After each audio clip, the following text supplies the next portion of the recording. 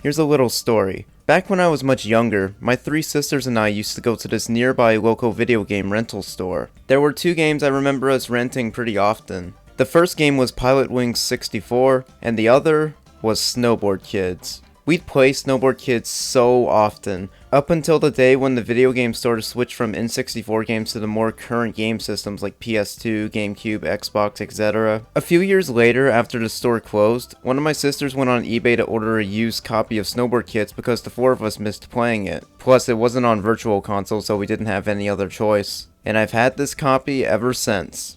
In case you don't know, about 4 years ago, I did a review of the original Snowboard Kids for my old review series, Cooper's Perspective. I don't like that video anymore, mainly because it's the second episode of the series, so the quality hasn't really aged too well. Not to mention my microphone in that video sounded horrible, like I don't know what happened there. In that video, one thing I promised to do in the future was look at the sequel, Snowboard Kids 2, since I now have a copy of it. That's how this review was initially gonna start, as just a review of the second game, but I figured I'd give a more updated look at the first Snowboard Kids while I was at it. So in this video, I'm gonna be looking at Snowboard Kids 1 and Snowboard Kids 2, along with looking at other extra stuff from the series that I think would be worth mentioning. I think it would also be pretty cool to give these games a bit more exposure, since not a lot of people seem to remember them, so this should be fun. Also, I got this awesome Snowboard Kids t-shirt that's officially licensed by Atlas from fangamer.net. I highly recommend checking out their website if you haven't, because they have a lot of really cool retro shit. I'm not being sponsored by fangamer.net, even though I kinda wish I was.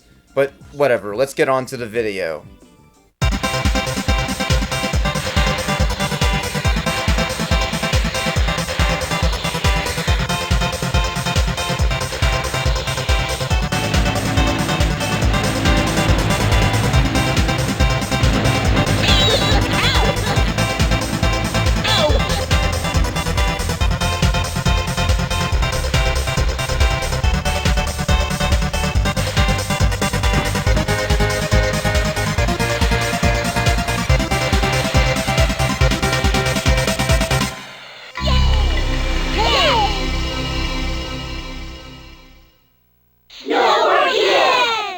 Snowboard Kids 1 was developed by Rackham, published by Atlas, and released in 1997 in Japan, then 1998 for everyone else. The story of the game, according to the manual, is the Snowboard Kids are elementary students who live in a small town in the Canadian Rocky Mountains. The school is small, only 60 kids, and they eat, drink, and sleep snowboarding. At lunch, things get more heated than usual. So yeah, that's the plot. A bunch of elementary kids are trying to compete to be the best snowboarder. A good excuse to explain why we're snowboarding.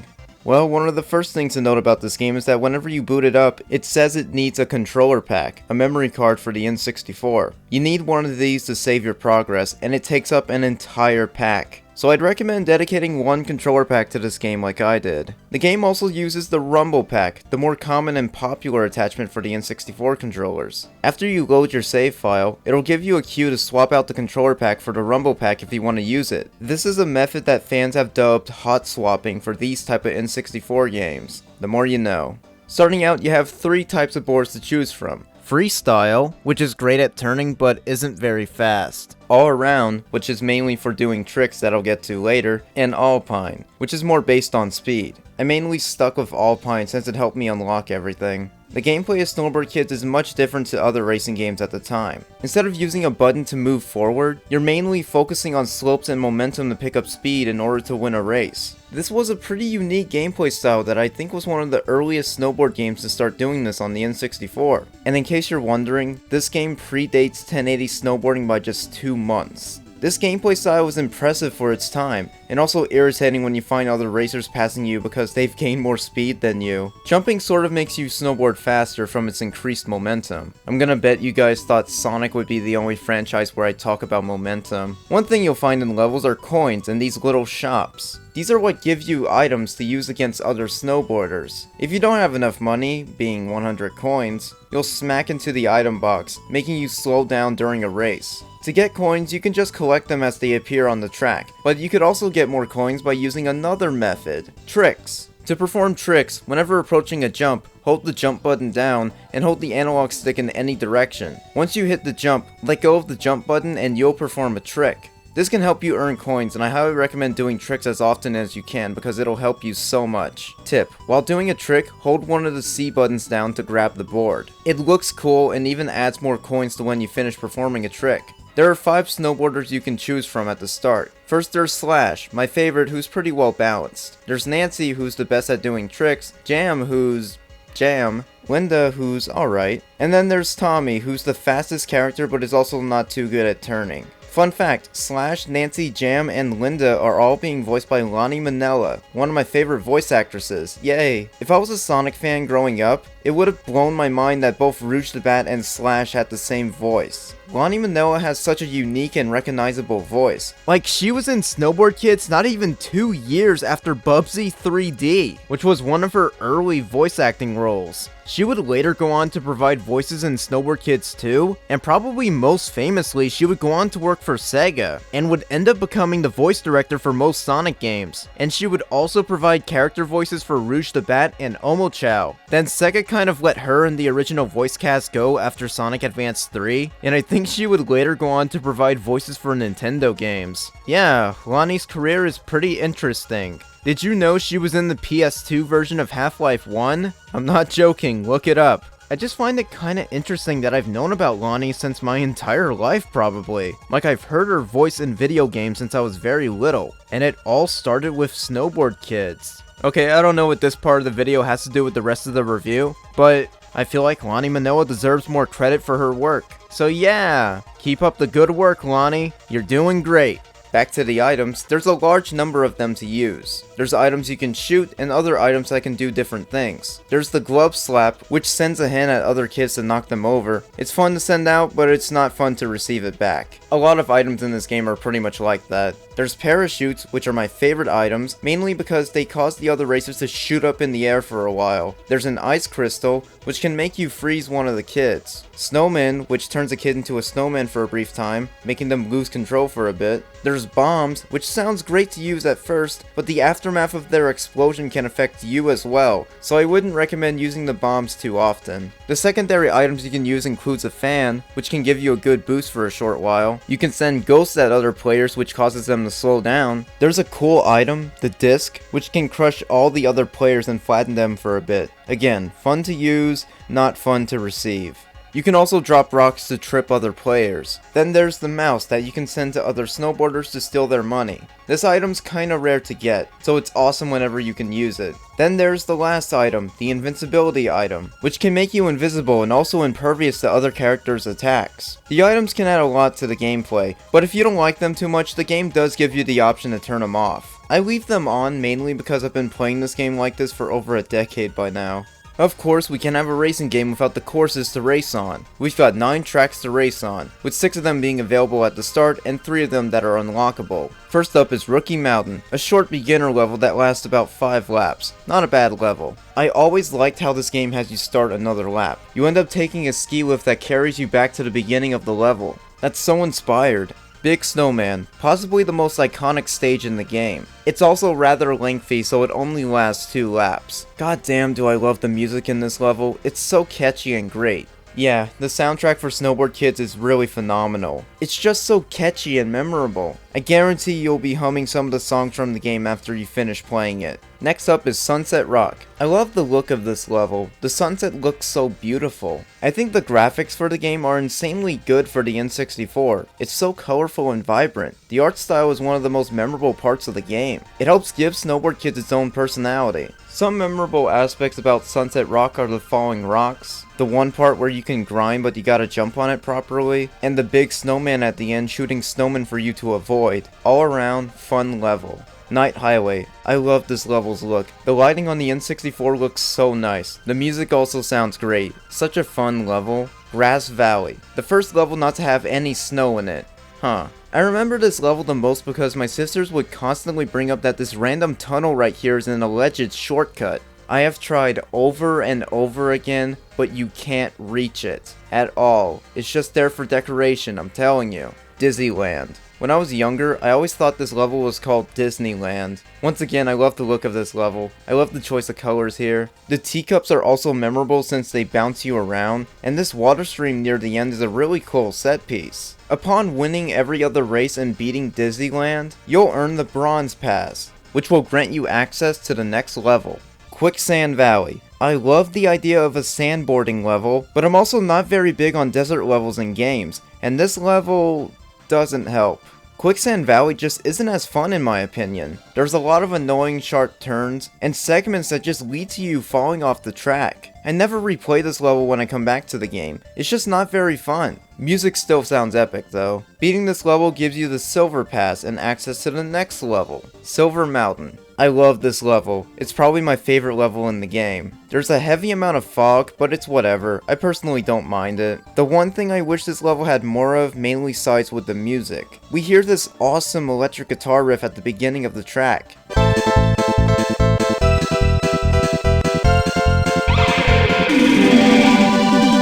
However, it doesn't ever come back, though the level music is still really good. Can someone do a remix of this song with full orchestration and have the electric guitar last throughout the entire song? Please? Thank you. After finishing Silver Mountain, you'll get the Gold Pass, which will unlock the 9th and last level, Ninja Land. This level lasts for 9 laps, but it's also really short, so I guess it's justified. Sort of. In this level, you'll come across a new character, Shinobin, who's really difficult to beat. But after countless attempts, I managed to beat him, and beating Ninja Land actually unlocks Shinobin as a playable character. Nice. Shinobin has the best stats out of all the characters, and also has his own unique boards to choose from. He's really good to play as. I highly recommend completing the game to get Shinobin. He's a lot of fun. And that's the levels, but if you're having a difficult time beating a race, you'll probably need to buy a better board at the board shop, which is operated by a character named Mr. Dog. Here you can purchase higher level boards that can help you beat the game, so I recommend saving up enough cash to buy newer, better boards. You can also change the color of the boards if you want to. Neat. Though strangely enough, Shinobin can't go in the shop. When you beat the game, you'll unlock the special boards to buy in the shop. The first one is the Star Board, which has the absolute best stats, but it's also the most expensive board in the game to get, mainly because of how good it is. I always main this board. I love this thing. The second board is the Feather Board, which is alright. It gives you a lot of airtime, but it's not the fastest board, really. But hey, I can use this board to prove to my sisters that this shortcut in Green Valley isn't actually a shortcut, I freaking told you! The last board you can get is the Useless Board, which, yeah, has the worst stats and is awful to use. You use this board as a joke, not for anything else. And that's about all the main content for the races. There's also skill games you can play. There's the speed game where you can collect fans to finish one lap of a level in a certain time, shot game where you shoot as many snowmen in a level before you reach the end, and trick game which has its own unique level, Animal Land. And you just gotta earn as much points as possible before time runs out. You also have to use this level to gain enough points to make the Featherboard become available in the board shop, and it's not very easy to do, so good luck. Apart from the skill games, there's also Time Attack mode, which speaks for itself. And that's pretty much all the content in the first Snowboard Kids. All in all, it's a really solid snowboarding game with lots of charm. For me, it's one of the more memorable classic N64 games that I wish had more attention. I just love this game's unique personality, and I'll always cherish my memories with Snowboard Kids forever. I recommend getting your hands on this game if you can. Copies of the game go for around $30 to $40 nowadays on eBay and Amazon. If you can find it for a good price, make sure you get it, along with getting a controller pack so you can save your progress. Don't forget that. Snowboard Kids 1 is a great snowboarding game and I can't recommend it enough. Snowboard Kids was decently popular, or at least popular enough that it not only managed to get a sequel, but also an enhanced port of the game for the PS1 in January 1999, but it was only released in Japan. Yeah, there's no real way for me to play this game, so I'm gonna have to judge it based off gameplay footage online. This version was called Snowboard Kids Plus, which includes updated graphics, extra characters, a CD quality soundtrack, which is probably the best inclusion, and even fully animated FMVs. Also, according to the strategy wiki, the game alludes to taking place a few days after the first game. Not only that, but it turns out Linda was the one who won the Snowboard Kids competition. Take that however you want.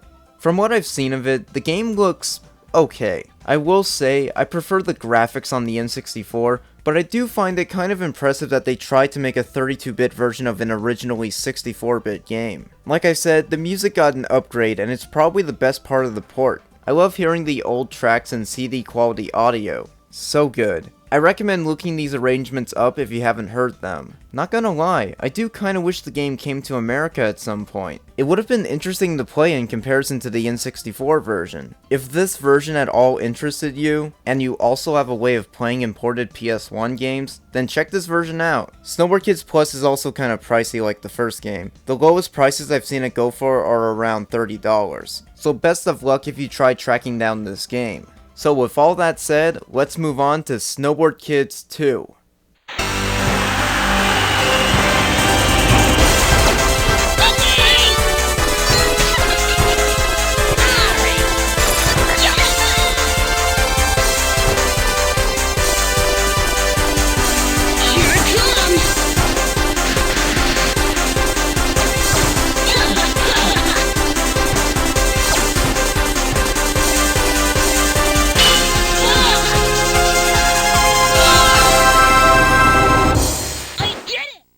Snowboard Kids 2!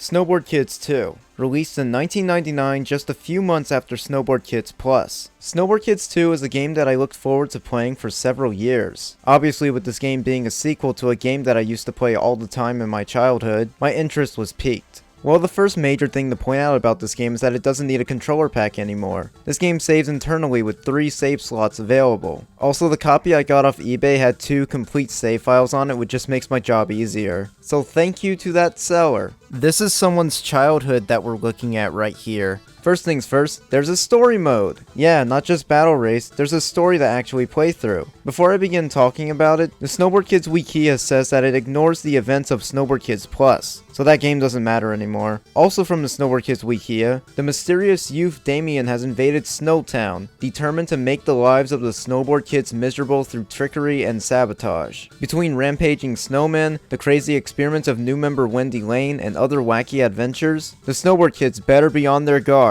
Yeah, that's the basic gist. The story has its levels separated into different missions. Every level you start out on has a cutscene before it. All of the cutscenes are really cute and have lots of charm to them. They're all presented in this silent form, with the characters' gestures and animation telling the story on their own. The voices add a lot to the game's charm, once again. Lonnie Minoa's back voicing Slash, along with new characters Wendy and Damien. Everyone else are being voiced by 2 different actors. All the voice actors do a solid job giving these characters fun voices. Except for maybe one character, Jam. Lonnie gave him a pretty good voice in the first game, but in the second game, he sounds really different. Hey! No! Thank you! Hi! Hello! So how does the game play? Well, if you played Snowboard Kids 1, you'll get a pretty good understanding about how Snowboard Kids 2 plays out. It controls pretty similar to the first game, though it does feel a bit tighter, especially when trying to make sharp turns and such. The biggest inclusion that Snowboard Kids 2 does is incorporating a more diverse trick system. This time, whenever you do a trick, if you hold any direction and keep tapping the jump button once you go off a jump, you can perform multiple flips and tricks and it looks so nice. This makes me prefer the gameplay in 2 over 1 because this is a lot more fun to pull off. You can still grab the board by pressing one of the C buttons, but you can't hold on to the board anymore. Oh well. That's pretty much all I have to say about the gameplay in Snowboard Kids 2. In some ways, it's the exact same as the first game, in others, it's actually better. One thing this game definitely has over the first game is that whenever you hold R, you can look behind you. I like this feature, it's so cool. Also, the recovery from items and falling off the track are way faster than the last game. Most of the items from the first game return, and we get 5 new ones as well. The first new one is the tornado attack, which is annoying, a rocket, which is basically the fan on steroids, wings, which makes your board operate like the feather board. There's also 3 ghosts that you can send to all 3 players to slow them down in a race. Then there's the super rat move, which sends 3 rats to the 3 other players to steal their money. Oh, did I also mention that you can now knock attacks back at other racers? It's a really tricky move to pull off, but it's really awesome when you can do it, and it's also pretty scary. You may have noticed some of the characters were given redesigns. Slash, Wendy, Linda, and Tommy all look pretty cool in this game. Wendy and Damien look great too, but Jam? Is he in blackface? I'm just gonna move on. All the characters from Snowboard Kids 1 are back, with the exception of Shinobin. And we also have 4 new characters to play as. Wendy, Damien, a Coach Penguin, and even Mr. Dog is playable. That's pretty cool considering all he had in the first game was the board shop. When it comes to the levels, well, Snowboard Kids 2 delivers the goods. We have 9 new levels to race in. Sunny Mountain, Turtle Island, Jingle Town, Wendy's House, Linda's Castle, Crazy Jungle, Starlight Highway, Haunted House, and Iceland. All of these levels have some very unique looks to them and all stand out on their own. You also may have noticed that there's only about 3 levels that are actually snow-based. The rest are kind of more representative of other seasons besides winter. Turtle Island is clearly a summer-themed level, while Haunted Mansion is obviously autumn because it's the Halloween level. I love how the characters have different outfits for each level. That's a nice detail. I enjoy all the courses in Snowboard Kids pretty well, though some of them can really have an issue with the N64's lighting system, where there is a huge amount of darkness, especially in levels like Starlight Highway and Haunted Castle. I have to turn up the brightness on my footage just to show more of the level, so that can sort of get in the way of enjoying these courses. Apart from that, the levels are still a ton of fun. One highlight is going underwater in Turtle Island. That looks nice. Also, Wendy's house is a lot of fun being shrunk down tiny and snowboarding on Wendy's desk and stuff. That's such a fun concept for a level. The soundtrack is also really good. Just as good as the first game, I'd reckon. I'm sure if I grew up with Snowboard Kids 2, I'd probably have a stronger attachment to the soundtrack just like I do with the first game's music. But Snowboard Kids 2 still has a fun soundtrack to listen to. Heck, some songs from the first game end up being reprised in some level tunes, which was a really nice surprise. Not only do we have missions to win snowboard races, we also have 3 boss fights and they're all pretty much the same thing, though each obviously gets progressively harder. First there's the big snowman you gotta chase down and send about 10 bombs to it. It's really annoying, but you should be able to beat it once you understand its patterns. Good old trial and error. The second boss is racing a dinosaur. You just gotta beat the dinosaur or you'll lose the mission. Just as simple as that. The third and final boss is a giant robot that Damien built, which has 2 phases. What makes this boss the most difficult and also the most annoying fight is that every time you hit Damien, he drops all sorts of bolts and parts that can cause you to trip over. So you have to carefully project your attacks to hit Damien while also avoiding getting tripped over, which is not easy. It took me a million attempts to finally beat this bastard, but I eventually did it. And hey, you get a golden star for completing a mission. Fun. After you beat the story mode, you'll unlock the expert mode. This mode makes less coins appear on the track along with making the enemy AI much harder. It's a nice little extra, and every time you beat a mission, you'll unlock a special board that can be purchased in the board shop, which also returns in this game. While playing story mode, you're also presented to this little hub area where you can walk around, talk to other snowboarders, save the game, etc. Mr. Dog even gives you a guide to the area whenever you beat the first mission in story mode, which is nice. Apart from the board shop, there's also a paint shop where you can repaint your board for a small amount of money. Wait, wasn't this free in the first game? There's Wendy's Internet, where you can look at info on the characters, levels, boards, you can listen to music, look at the game's hints, and you can unlock this bonus video as a nice little treat. There's also a school location where you can choose a different character. The other 3 locations are for the skill games. There's the trick game where you gotta build up a certain amount of points before the level ends. There's speed cross where you have to beat a level before time runs out. And the last skill game is shoot cross, where you snowboard down a neighborhood delivering mail to everyone's houses. It's a fun little distraction, and getting 1 paper in each mailbox can let you unlock Mr. Dog for battle races, which is neat. And that's about all the content available in Snowboard Kids 2. It feels like I spent less time talking about this game than the first game, but apart from that, I'd say Snowboard Kids 2 is a really great snowboarding game. It has way more content, lots of charm, and a very unique personality that I haven't seen elsewhere. Now that's not to say the first game didn't have a personality. It did, and it had a great sense of creativity. I'm just saying that it most definitely set the foundation of the series for a sequel to expand upon it, and I think Snowboard Kids 2 did that insanely well. The game's a lot of fun to play, the levels are all creative, the soundtrack is really good, unlocking things feels satisfying, and just overall, it's a good sequel. It does what all good sequels do by expanding on the first game and including new aspects to help enhance the experience. I recommend getting this game, though like the first game, good luck finding a copy. It's a bit more rare to find, sometimes going between $40 to $60. I managed to get my copy at the lowest price I could find at the time, but even then, it still costed around $45. so best of luck finding a copy, but play this game whenever you can. Hell, emulate it if you don't mind doing so. The ideal solution to this would be if Atlus ever considered doing an HD remaster of both games, and put them into a nice little compilation. Heck, maybe even let Snowboard Kids Plus be on the collection as a nice bonus. Atlus, please do this. It would sell so well and I'd buy it in a heartbeat. Please. Well, that was Snowboard Kids 1 and 2, and I'm sure some of you are probably wondering if I'm gonna bother covering the DS game. No, I'm not going to. This isn't Snowboard Kids. Like literally, it's not Snowboard Kids. In that game, the kids are all teenagers now, which kinda misses the point of Snowboard Kids. Not to mention, the art style just has this generic anime look to it. It's not bad, but it's just bland, and it completely disregards the cutesy art style that the first two games had. Not to mention, it just doesn't have the Snowboard Kids charm to it at all. I'm sure on its own it's a decent snowboarding game for the DS, but as a Snowboard Kids game, it's really, really disappointing. It's a shame that the DS game ended up being the last Snowboard Kids game. Also, I hate that title, SBK Snowboard Kids. Really? In Japan, they called it Snowboard Kids Party, so why not call it that everywhere else too? Like seriously, why did they call it SBK Snowboard Kids? Why not just universally call it Snowboard Kids Party? SBK Snowboard Kids is such a stupid title. Like, what if they made a new Donkey Kong Country, but they called it DKC Donkey Kong Country? Or what if they rebooted Devil May Cry and they called it DMC Devil May Cry? Oh wait, they did, and it sucked. So yeah, I wouldn't really consider this DS game to be the actual third Snowboard Kids. Snowboard Kids 3 never got made, and it doesn't seem like Atlus is going to do anything with the Snowboard Kids property anytime soon. The series very clearly has a fanbase of people who adore the first two games for the nostalgic, charming N64 games that they are. So much so that there's actually a fan project going on of a Snowboard Kids 3, and they put out a video of their progress so far on the YouTube channel Curiomatic. I'll leave a link to their video in the description because they are doing a very remarkable job for what they've put together so far. Atlus, please consider hiring these people. Seriously. So until we get a new Snowboard Kids or an HD remaster or whatever, we'll still have the first two games to look back on. Snowboard Kids is a very unique series that I'll always cherish forever, and I'm so grateful for growing up playing it. Check them out whenever you guys can. I'm Cooper Castille, and thank you for watching my review. See you later.